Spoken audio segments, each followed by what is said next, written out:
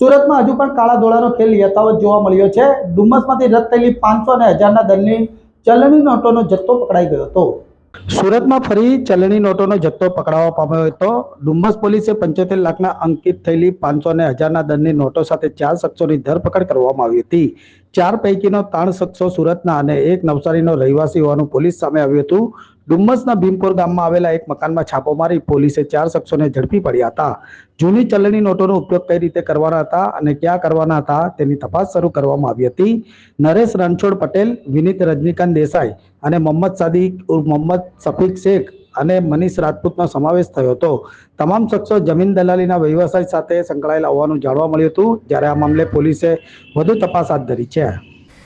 ગત તારીખ 26/6/2024ના રોજ ડુમ્મસ પોલીસ સ્ટેશન ખાતે એક ખાનગી બાતમીદાર દ્વારા બાતમી મળેલ કે અહીંના ભીમપોર ગામ ખાતે એક મકાનમાં 4 ઈસમો ચલણી નોટો સાથે હોય એવી બાતમી મળેલ હતી।